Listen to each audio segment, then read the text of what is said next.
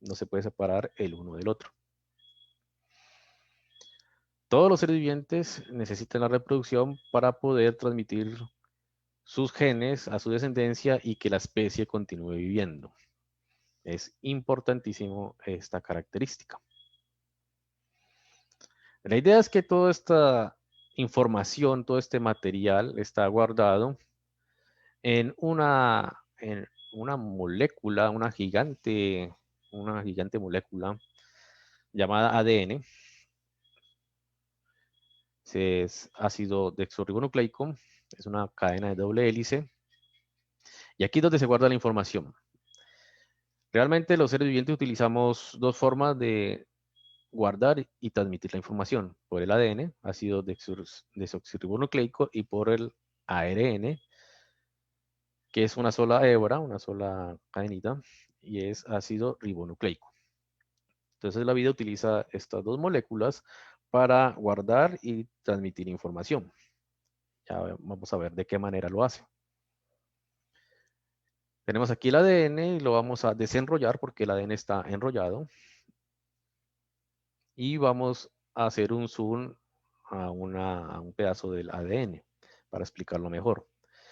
Nuestro ADN se compone de nucleótidos y cada nucleótido tiene una base nitrogenada. Realmente hay 4 tipos de bases nitrogenadas y a partir de esos 4 tipos de bases nitrogenadas es que se hace todo el lenguaje de la transmisión genética. Más adelante vamos a explicarlo un poquito más. Pero el nucleótido va acompañado de un grupo fosfato y de una azúcar, de un glucido, y por lo tanto los azúcares son muy importantes para los seres vivientes porque hace parte de los ladrillos con que se componen los seres vivientes. Entonces les dije que son 4 pares de bases nitrogenadas con guanina, citosina, adenina, timina en el ADN. Y en el ARN es guanina, citosina, adenina y uracilo. O sea que realmente son 4 bases y a partir de estas 4 bases se hace todo el código o todo el lenguaje que utiliza la vida para generar o para transmitir sus características o sus genes a la descendencia. Vamos a hacer una explicación sobre esto más detallada para que lo entiendan.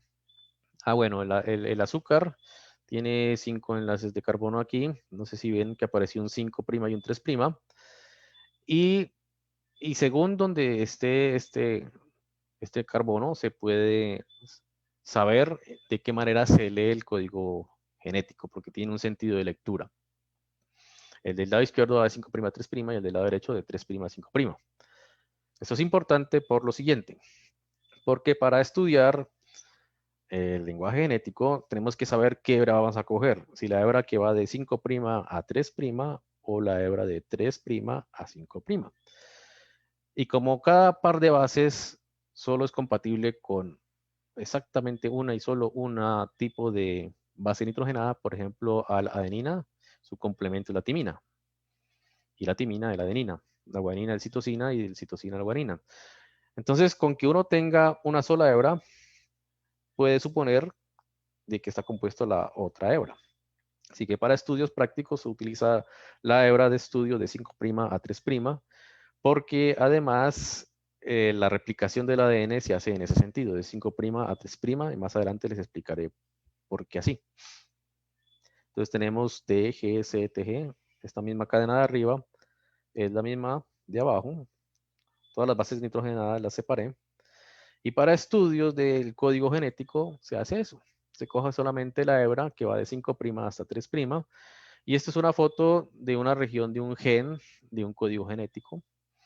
No sé exactamente de qué animal es o de qué organismo viviente es, pero este es un gen. Entonces mire que uno solamente pone las bases nitrogenadas, que son 4. Adenina, citosina, guanina y timina.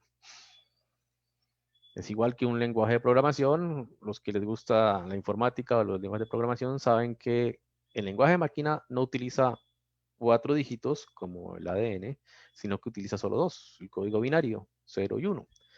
Así que el lenguaje de programación, valga decirlo así, de la vida no es binario, sino que utiliza 4 dígitos diferentes, o sea que es más complejo y más desarrollado.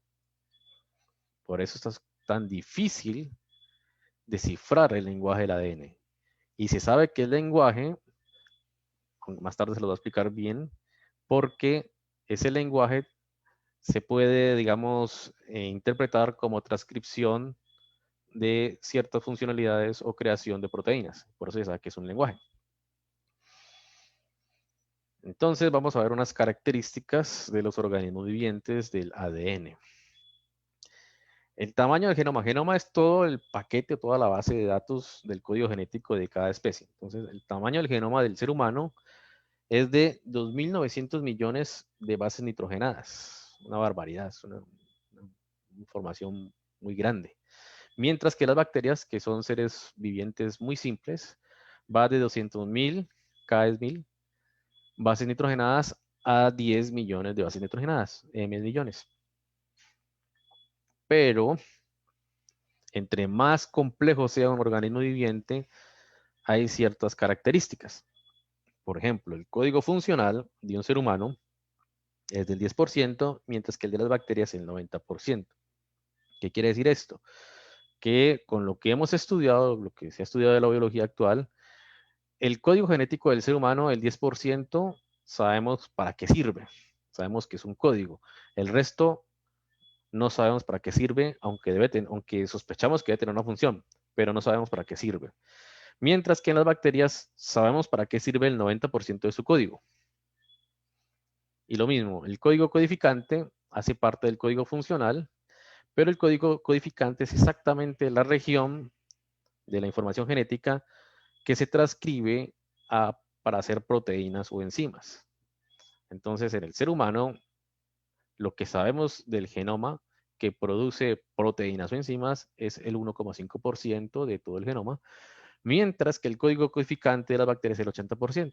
O sea que el 80% del ADN de las bacterias se transforma, es información para hacer proteínas.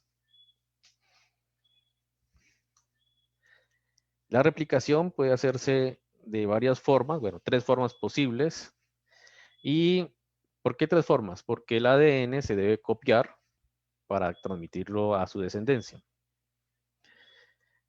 Y se hace de manera semiconservativa. ¿Qué quiere decir semiconservativa? Significa que cuando se va a copiar el ADN, una hebra se copia y la otra hebra también se copia. Entonces queda una hebra antigua con una nueva y otra hebra antigua con una nueva. Por eso se llama semiconservativa. Porque la otra opción era que esta misma hebra antigua se volviera a enrollar y se generara otro ADN nuevo totalmente. Pero la realidad es que la hebra antigua se desdobla, se abre en dos y se crea una copia para un lado y otra copia para otro lado. O sea que es semiconservativa. Y en todo este material genético que se debe copiar, tiene sus dificultades y es un poquito engorroso. ¿Por qué es engorroso y difícil hacer esto? Porque el ADN les dije que estaba enrollado. Entonces, como está enrollado y está en diferentes cromosomas, o sea, en diferentes paquetes, el código genético, tiene que saber dónde está el lugar donde va a empezar a copiar. Entonces, tiene que saber reconocer el inicio. Es uno de los problemas que tiene que resolver, que tenemos que resolver para saber cómo pudo haber empezado la vida en la Tierra, porque tiene que saber cómo empezó a replicarse esto. Lo segundo es que tiene que desenrollarse el ADN. Lo tercero de desenrollarse tiene que separarlo, porque el ADN está fuertemente unido. Y luego empezar a copiar. Hay 2 hebras. La hebra que va del 5' al 3' y la otra hebra que va de 3' a 5'. Y siempre se copia de 5' a 3' en ese sentido. En el otro sentido no se puede copiar, entonces lo que hace una estrategia, la vida es, crea un cebador, o sea, de la hebra que va de 3' a 5', para empezar a copiar pedacitos de la hebra de 3' a 5', y luego esos pedacitos, que se llaman fragmentos de Okazaki, volverlos a pegar. Entonces son muchas cosas lo que hace la vida todas las veces. Cada vez que una bacteria se multiplica, se reproduce, hace esto muchas veces y nosotros lo hacemos en nuestras células muchas veces y lo hace de una manera casi perfecta.